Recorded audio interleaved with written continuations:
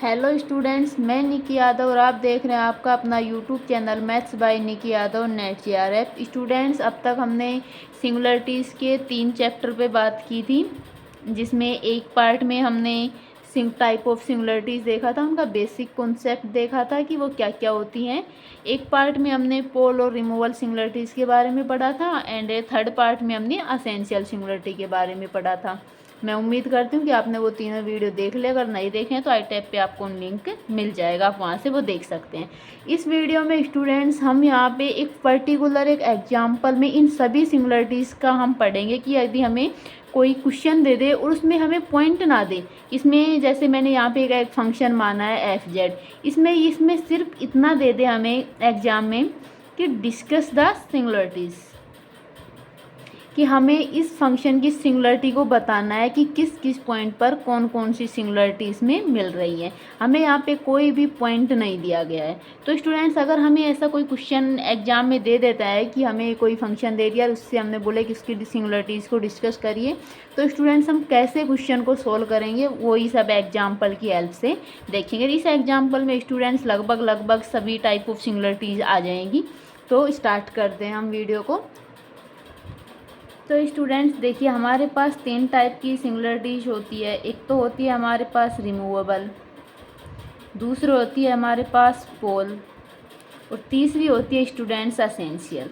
तो हम कैसे क्वेश्चन को शुरू करें, मतलब हम कैसे पता करें कि इसमें रिमूवल कौन से पॉइंट पे है, पोल कौन से पॉइंट पे दे रहा है, असेंशियल कौन से पॉइंट्स पे देगा। तो स्टूडेंट्स सबसे पहले हम उठाते हैं हमेशा पोल्स। यहाँ पे हम पोल को सबसे पहले लेके चलेंगे, उसके बाद 1 बाय 1 हम एक एक सिंगुलरिटी उसमें देख लेंगे। तो स्टूडेंट्स देखो, पोल हमने पढ़ा था क्या होता है कि वो पॉइंट पर पोल सिंगुलरिटी होती है जिस पर हमारा फंक्शन क्या करे, इन्फिनिटी बन जाए या इन्फिनिटी की तरफ टेंडिंग करें।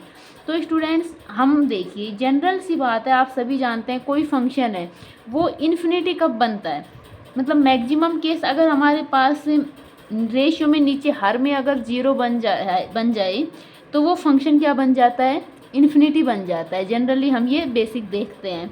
तो स्टूडेंट्स हम क्या करेंगे, यहाँ पे सेम हम यही मेथड अप्लाई करेंगे कि हमें जो भी फंक्शन हमें गिवन है, जैसे हमारे पास ये एग्जाम्पल के तौर पर हमने ये फंक्शन दिया है, तो सबसे पहले हम क्या करेंगे, इसका जो हर है, ये जो रेशियो के नीचे वाला जो पार्ट है क्या है, z इंटू जेड माइनस 1 का whole square Z square plus 1, ये जो हर वाला पार्ट है इसको हम 0 के इक्वल पुट करेंगे, तभी तो हमें चांस लगेगा कि हम जैसे हर अगर हमारा 0 बन जाए तो ये फंक्शन पूरा क्या हो जाएगा, इन्फिनिटी हो जाएगा।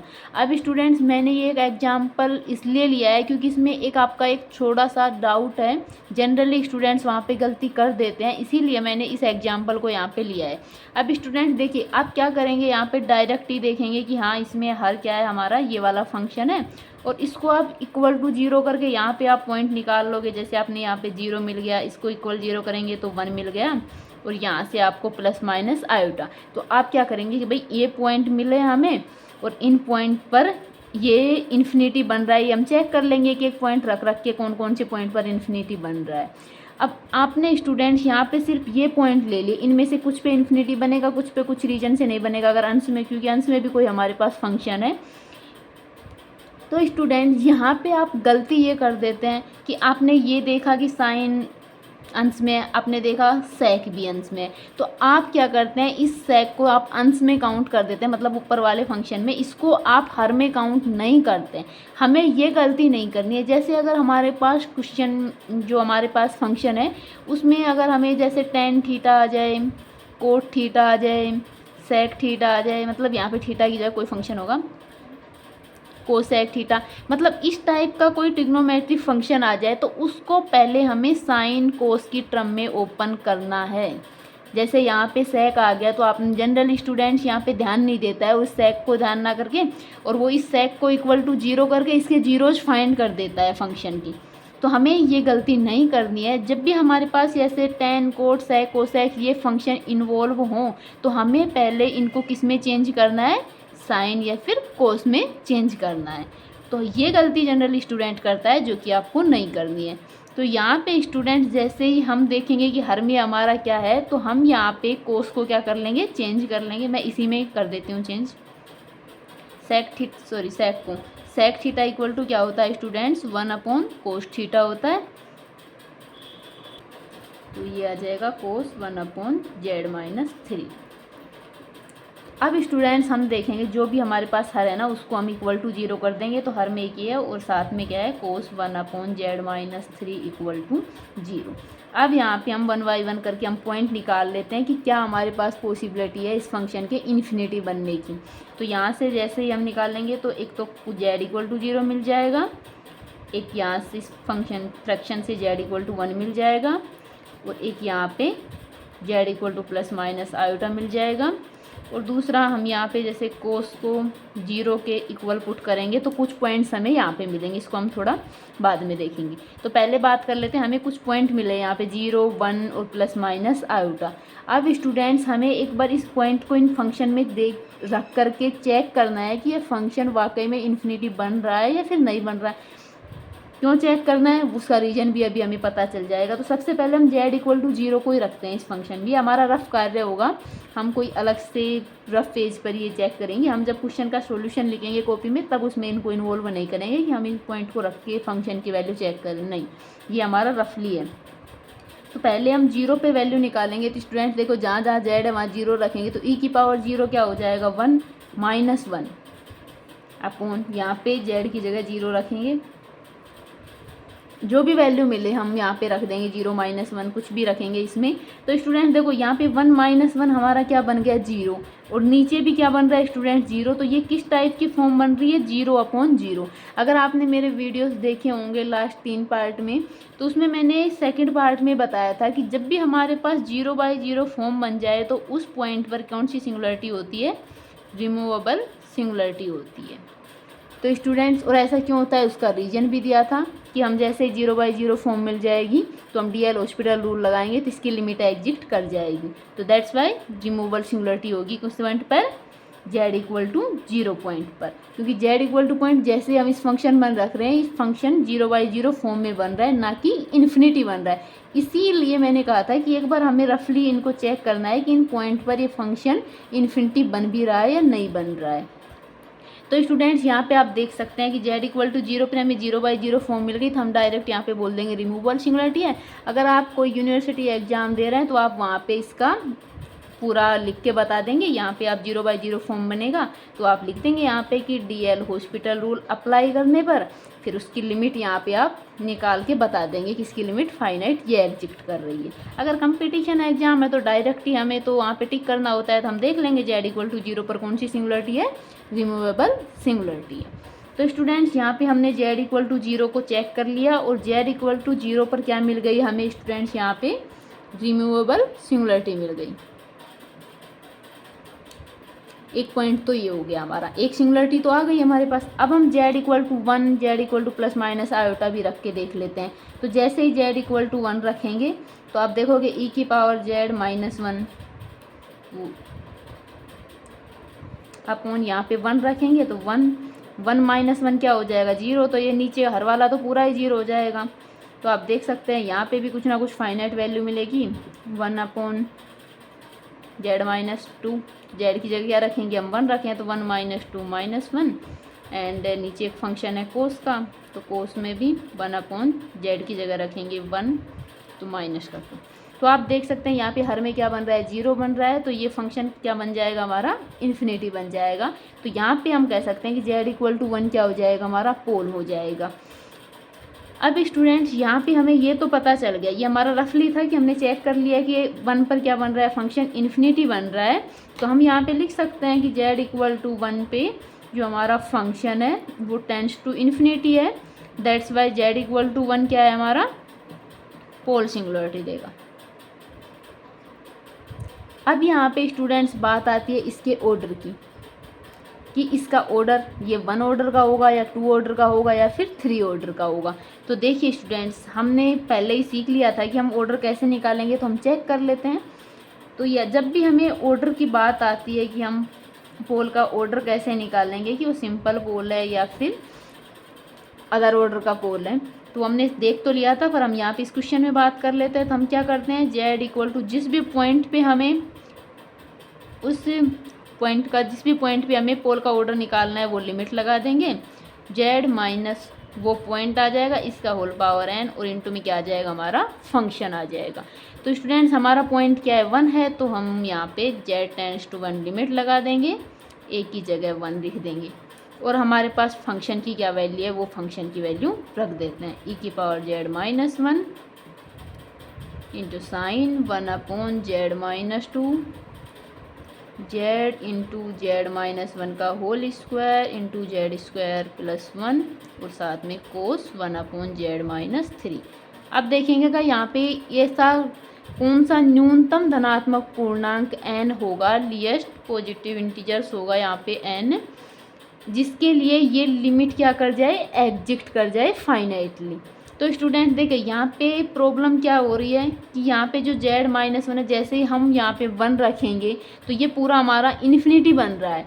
तो हमें क्या करना है कि n की कोई ऐसी वैल्यू लो कि जिसके लिए ये z माइनस 1 का होल स्क्वायर यहाँ से रिमूव हो जाए, बाकी तो कोई टर्म हमें प्रॉब्लम ही नहीं कर रही।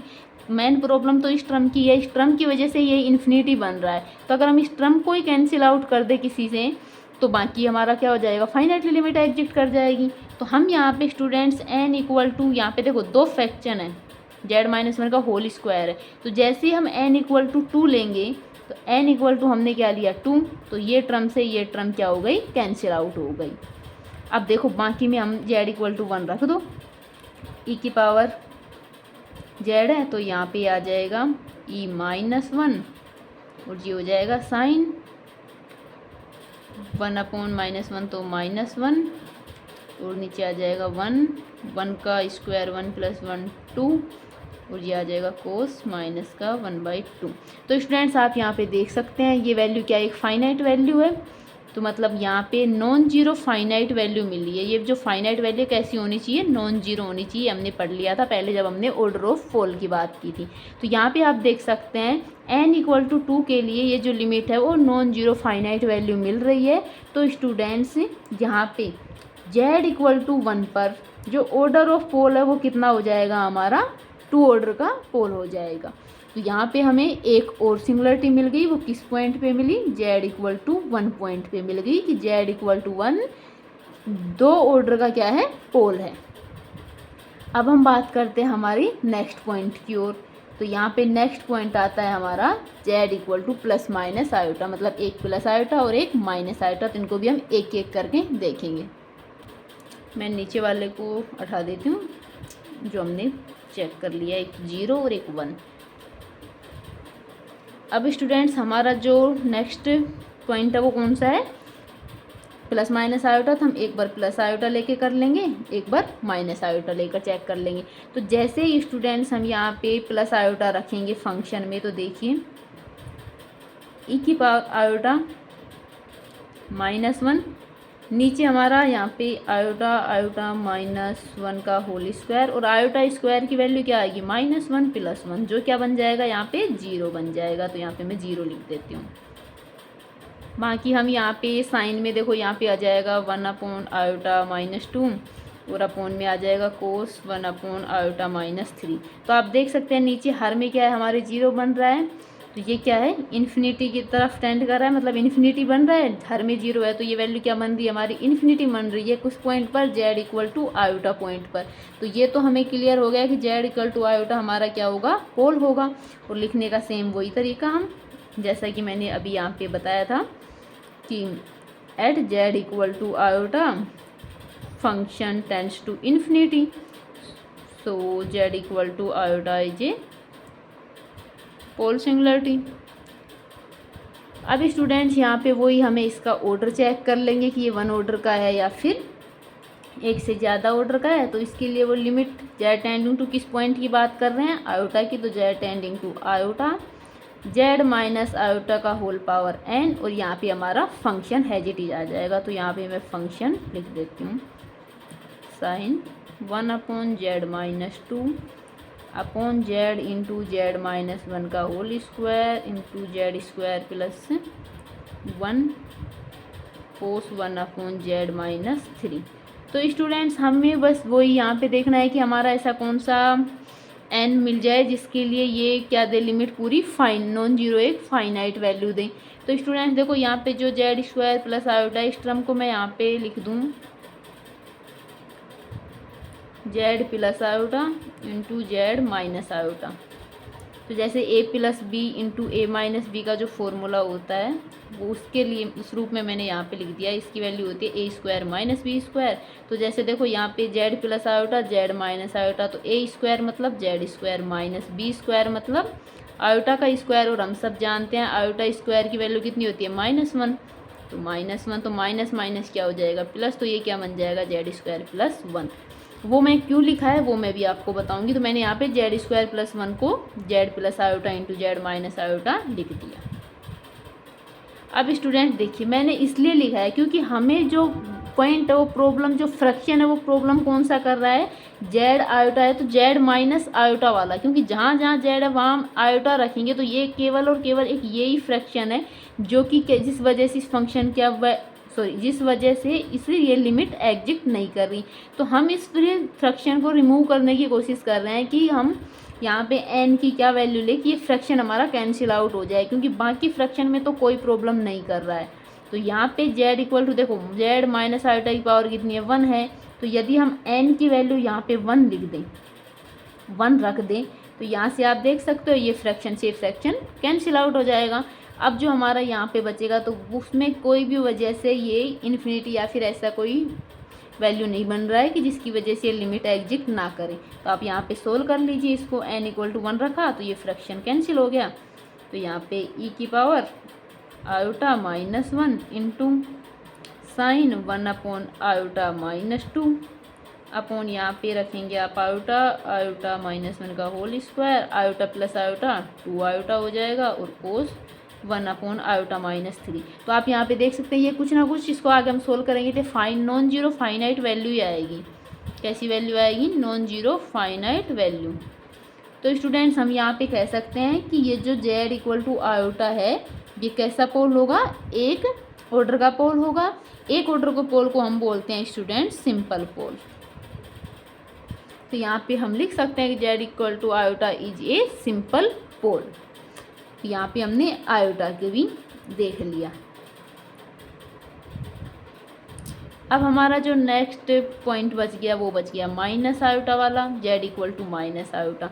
तो सेम ऐसे ही स्टूडेंट्स हम z equal to minus iota पे ये फंक्शन चेक करेंगे। तो यहाँ पे मैं आपको डायरेक्ट बता देती हूँ वरना वीडियो बहुत लंबा हो जाएगा। तो यहाँ पे जैसे ही हम z equal to minus iota रखेंगे तो देखो यहाँ पे माइनस आयोटा का होल स्क्वायर क्या हो जाएगा, -1 प्लस 1। तो ये टर्म क्या बन जाएगी, 0 बन जाएगी। और बाकी टर्म यहाँ पे कुछ ना कुछ फाइनाइट वैल्यू दे रही है। तो ये फंक्शन इस z equal to minus iota पर भी क्या हो जाएगा, इन्फिनिटी बन जाएगा। तो ये भी क्या हो जाएगा स्टूडेंट्स, यहाँ पे पोल बन जाएगा z equal to minus iota. अब यहाँ पे सेम इसका जैसे हमने z इक्वल टू आयोटा लिया ऐसे ही हम इसका ऑर्डर निकाल लेंगे। तो यहाँ पे स्टूडेंट्स ये भी क्या मिलेगा, हमें सिंपल मिलेगा, मतलब एक 1 ऑर्डर का पोल मिलेगा। तो ये भी z equal to minus iota भी क्या होगा, एक सिंपल पोल होगा। अब तो आप निकाल सकते हैं, मैंने यहाँ पे आपको z इक्वल टू 1 के लिए भी ऑर्डर निकालना बताया था पोल का और z इक्वल टू आयोटा के लिए भी। तो ये z equal to minus iota ये मैं आपका होमवर्क छोड़ रही हूँ। तो यहाँ पे student z equal to minus iota भी क्या हो जाएगा, सिंपल पोल हो जाएगा। अब हमारा नेक्स्ट पॉइंट बच जाते हैं ये कोस वाला। अब देखिए students cos z-3 equal to 0। तो हम यहाँ पे देखो हम यहाँ पे पॉइंट निकालेंगे तो 0 कोस की किस वैल्यू, कोस का कौन सा एंगल 0 देता है, 2n पाई ले लें हम और n यहाँ पे इंटीजर्स आ जाएगा। तो यहाँ पे कोस 2n पाई की वैल्यू कितनी होती है स्टूडेंट्स, सॉरी कोस 2n पाई तो 1 हो जाता है ना। कोस की वैल्यू 0 कोस 2n माइनस 1 पाई/2 जहाँ पे n की वैल्यू क्या है 1 2 3 सो एंड सो ऑन है। तो यहाँ पे कोस 2n माइनस 1 पाई/2 वैल्यू की क्या होती है, कोस की 0 होती है। तो यहाँ पे स्टूडेंट देखिए ट्रिग्नोमेट्रिक फंक्शन इक्वल है तो यहाँ से एंगल इक्वल हो जाएगा 1/z-3 इक्वल टू क्या आ जाएगा 2n माइनस 1 पाई/2 आ जाएगा। हम यहाँ पे 2n+1 ले लेते हैं और n को भी यहाँ पे 0 से स्टार्ट कर देते हैं, वरना फिर हमें 0 के लिए अलग से फाइंड करना पड़ेगा। 0 +-1 +-2 एंड सो ऑन। तो यहाँ पे हमने लिया 2n+1, वो 2n-1 में फिर हमें 0 अलग से एक सिंगुलरिटी निकालनी पड़ती। तो यहाँ पे 2n+1 π/2 की वैल्यू भी क्या होती है, 0 होती है, और जहाँ पे n क्या है, 0 +-1 +-2 सैज, या फिर हम ये लिख दें कि n क्या है, एक इंटीजर्स है। तो यहाँ से स्टूडेंट्स हम z की वैल्यू निकाल लेंगे। तो z इक्वल टू क्या आ जाएगा, 1/2n+1 π/2, -3 को हम इधर लेके जाएंगे तो z इक्वल टू क्या मिल जाएगा स्टूडेंट्स हमें 3, ये माइनस है, इधर का आएगा तो प्लस का हो जाएगा। आप मैथ के स्टूडेंट्स हो, इतना तो कर ही सकते हैं। 2n+1 π/3। तो स्टूडेंट्स ये हमें क्या मिल गए, यहाँ पे पोल मिल गए कि इन पॉइंट के लिए भी ये फंक्शन क्या देगा, पोल सिंगुलरिटी देता है। अब स्टूडेंट्स यहाँ पे देखिए, जो मैंने लास्ट वीडियो कराया था उसमें मैंने आपको लिमिट पॉइंट ऑफ पोल और लिमिट पॉइंट ऑफ जीरो का कॉन्सेप्ट बताया था। आपने वीडियो देखा होगा तो आपको याद होगा। तो देखिए स्टूडेंट्स, यहाँ पे ये पॉइंट्स क्या देंगे, हमारे पोल सिंगुलरिटी देंगे। अब यहाँ पे देखो इनमें n आ रहा है, तो जैसे ही हम यहाँ पे limit n tends to infinity लगा दें, जैसे ही हम इसकी लिमिट लगा दें, मतलब हम इसका लिमिट पॉइंट निकालने की कोशिश कर रहे हैं इस पोल का, तो जैसे लिमिट पॉइंट निकालेंगे तो n टेंड्स टू इन्फिनिटी पे ये वाला पार्ट क्या हो जाएगा, 0, क्योंकि भाई हर में इन्फिनिटी बन जाएगा तो 1/∞ क्या होता है, 0 होता है। तो जो ये वाला पार्ट 0 बन जाएगा और हमें क्या मिल जाएगा, z इक्वल टू 3 पॉइंट मिल जाएगा। अब स्टूडेंट्स देखिए 3 पॉइंट क्या मिला है, ये पोल है, और पोल का क्या निकाला है हमने, लिमिट पॉइंट, मतलब हमें मिला है limit point of pole, limit point of poles, वो क्या मिला है, z इक्वल टू 3 मिला है। तो स्टूडेंट्स, और हमने ये पढ़ लिया था कि जो लिमिट पॉइंट ऑफ पोल्स होता है वो क्या होता है, नॉन आइसोलेटेड सिंगुलरिटी होती है, non isolated singular essential singularity होती है। तो यहाँ पे स्टूडेंट्स z इक्वल टू 3 जो हमें मिला है वो क्या मिला है, लिमिट पॉइंट ऑफ पोल्स मिला है। That's why z equal to 3 क्या हो जाएगा, हमारा नॉन आइसोलेटेड एसेंशियल सिंगुलरिटी हो जाएगा। तो देखो स्टूडेंट्स, हमने यहाँ पे सिर्फ एक कॉन्सेप्ट लगाया था कि जो हर वाला जो फंक्शन है ना, उनको हमने 0 के इक्वल पुट कर दिया था। उन्हीं से हमें देखो z इक्वल टू 0 पर रिमूवल सिंगुलरिटी मिल गई, उन्हीं से हमें 1 ± आयोटा और ये पोल्स मिल गए, और जैसे ही ये पोल्स निकाले, इनका लिमिट पॉइंट निकाला, तो हमें एक एसेंशियल सिंगुलरिटी और मिल गई। तो यहाँ पे ये z इक्वल टू 3 पे नॉन आइसोलेटेड एसेंशियल सिंगुलरिटी दे देगा। तो यहाँ पे स्टूडेंट्स हमने इन सभी पॉइंट्स को यहाँ पे सोल्व कर लिया। अब स्टूडेंट्स बात आ जाती है जीरोज़ की, कि हमें एक एसेंशियल सिंगुलरिटी जीरोज़ से भी मिलती है। अगर हमारे पास फंक्शन में जीरोज़ एग्जिस्ट कर रहे हैं और उनका लिमिट पॉइंट अगर हमें मिल रहा है, तो उस केस में भी हमें एक आइसोलेटेड एसेंशियल सिंगुलरिटी मिलती है। तो उसको भी स्टूडेंट्स हम यहाँ पे सोल्व करके देख लेंगे। मैं इनको यहाँ से साफ़ कर देती हूँ, जितना इतना हमने यहाँ पे पढ़ लिया है। ये वाला कोस वाले को भी हटा देती हूँ मैं, इनको भी हटा देती हूँ, थोड़ा जगह हो जाएगी। तो यहाँ पे स्टूडेंट्स हमने हर को 0 करके हमने यहाँ पे कुछ पॉइंट निकाले जिन पे हमें अलग अलग टाइप की सिंगुलरिटी मिली। तो अब हमारे पास स्टूडेंट्स हम एक जीरोज़ वाला और देख लेते हैं, क्योंकि हम जब भी लिमिट पॉइंट ऑफ जीरोज़ की बात करते हैं तो लिमिट पॉइंट जो जीरोज़ हमें क्या देता है स्टूडेंट्स, आइसोलेटेड एसेंशियल सिंगुलरिटी देता है। तो इस वजह से हमें यहाँ पे इसके जीरोज़ भी निकालेंगे कि उसका कोई लिमिट पॉइंट मिल रहा है या नहीं मिल रहा है। तो स्टूडेंट जीरोज़ मैंने बताया था कि जिन पॉइंट पे हमारे पास फंक्शन 0 हो जाए वो उसके जीरोज़ कहलाएंगे। तो हम यहाँ पे क्या करेंगे, एफ जेड इक्वल टू क्या कर देंगे, 0 कर देंगे। तो स्टूडेंट देखो एफ जेड इक्वल टू 0 करने का मीन्स हम यहाँ पे ये समझ सकते हैं कि उसका जो अंश वाला पार्ट है उसको 0 करेंगे। तो यहाँ पे देखो स्टूडेंट्स, यहाँ पे अंश में हमारे पास 2 पार्ट है, एक तो ये है e⁻z−1 और एक ये हमारा साइन वाला, बाकी तो हमारा हर में ही है। तो हम जनरली अंश को यहाँ पे 0 कर देते हैं। एक तरह से मैं एक थोड़ा सा आपको आइडिया लगाने का तरीका बता रही हूँ। तो यहाँ पे हम क्या करेंगे, फंक्शन को जीरो करेंगे, किन पॉइंट पे जीरो हो रहा है वो पॉइंट निकालेंगे। तो यहाँ से देखो स्टूडेंट्स, हमें e की power z minus one equal to zero पर कुछ पॉइंट मिलेंगे और कुछ पॉइंट हमें sine one upon Z minus two equal to zero करने पर मिलेंगे। तो एक एक से इनको पढ़ लेते हैं। तो पहले इसको करेंगे, तो यहाँ पे e की power z equal to one, और स्टूडेंट्स हम यहाँ पे वन की जगह क्या लिख देंगे, e की पावर 2n पाई आयोटा, क्योंकि हम सब जानते हैं, मैं आपको ये मान के चलिए आपका बेसिक कम क्लियर है। जैसे हम यहाँ पे e की पावर आयोटा x है, तो इसको हम यहाँ पे लिख सकते हैं ना, कोस x plus iota sine x। तो यहाँ पे ऐसे ही e की पावर 2n पाई आयोटा की वैल्यू निकालना चाहें तो यहाँ पे हो जाएगा कोस 2n pi plus iota sine 2n पाई। तो यहाँ पे कोस 2n पाई की वैल्यू कितनी होती है 1 प्लस आयोटा, और साइन 2n पाई की वैल्यू कितनी होती है 0। तो इसकी वैल्यू क्या आ जाएगी 1। तो 2n पाई आयोटा की वैल्यू कितनी होती है 1 होती है। तो इसलिए मैंने यहाँ पे 1 की जगह क्या लिख दिया 2n पाई आयोटा लिख दिया, क्योंकि मैं पॉइंट निकालने की कोशिश कर रही हूँ कि हमारे पास यदि हमें कोई पॉइंट मिल जाए, उसका लिमिट पॉइंट एग्जिस्ट करे तो हम वहाँ पे एक सिंगुलरिटी हमें मिल जाती है। तो यहाँ पे स्टूडेंट्स हम यहाँ पे एक्सपोनेंशियल फॉर्म मिल गई हमें, तो यहाँ से z इक्वल टू क्या मिल गया 2n पाई आयोटा मिल गया। तो स्टूडेंट्स यहाँ पे तो इसका लिमिट पॉइंट एग्जिस्ट नहीं कर रहा है, क्योंकि n टेंड्स टू इन्फिनिटी बनाएंगे तो z ही हमारा इन्फिनिटी बन जाएगा।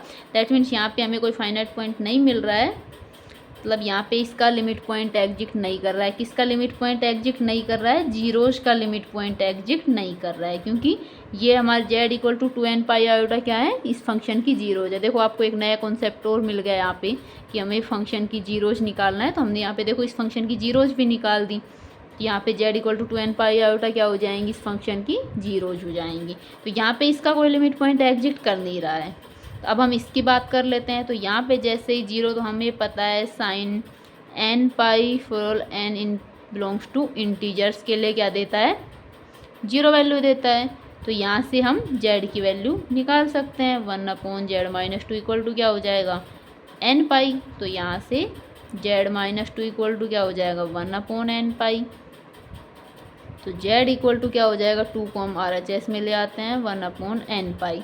अब स्टूडेंट देखिए, जैसे ही आप यहाँ पे limit n tending to infinity लगा रहे हैं तो आपको पॉइंट मिल रहा है z इक्वल टू 2। मतलब ये जो जीरोज मिले हैं ये भी इस फंक्शन की जीरोज हो जाएंगी, ये भी इस फंक्शन की जीरोज है। हम तो बात कर रहे हैं सिंगुलरिटीज़ की, तो इसलिए हम यहाँ पे आगे लिमिट पॉइंट निकाल रहे हैं। अगर हमसे बेसिक पूछे कि जीरोज, तो हम यहीं पे छोड़ देंगे कि ये भी फंक्शन की जीरोज हो गई, ये भी फंक्शन की जीरोज हो गई।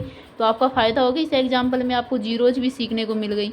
तो यहाँ से स्टूडेंट जैसे हम इन जीरोज का लिमिट पॉइंट निकाला, वो क्या मिला z इक्वल टू 2 मिला। ये क्या है स्टूडेंट्स, यहाँ पे लिमिट पॉइंट ऑफ जीरोज। और हमने ये पढ़ लिया था कि जो लिमिट पॉइंट ऑफ जीरोज हैं वो क्या होती हैं, isolated singularity, isolated essential singularity होती है।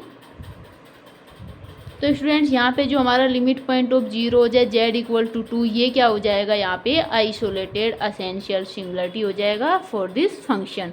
तो स्टूडेंट्स इस प्रकार हम एक फंक्शन में, देखो इस फंक्शन में हमें कितनी सारी सिंगुलरिटीज़ मिल गई। जनरली मैं आपको यहाँ पे थोड़ा बता दूँ, एक तो हमने z इक्वल टू 0 पे फाइंड किया था क्या, रिमूवल सिंगुलरिटी। दूसरा हमें यहाँ पे z इक्वल टू 1 पे मिला था सेकेंड ऑर्डर का पोल, सेकेंड ऑर्डर। एक यहाँ पे z equal to plus minus iota पे हमें क्या मिला था, सिंपल पोल मिला था। और स्टूडेंट्स हमने जब ऐसे कोस को जीरो करके, कोस वाले फंक्शन को जीरो करके कुछ निकाले थे पॉइंट्स, तो हमें लिमिट पॉइंट मिला था पोल का क्या, z इक्वल टू 3।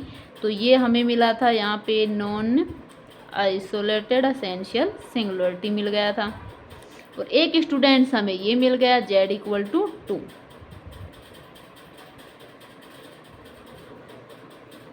तो यहाँ पे z इक्वल टू 2 क्या मिल गया हमें, आइसोलेटेड एसेंशियल सिंगुलरिटी मिल गया।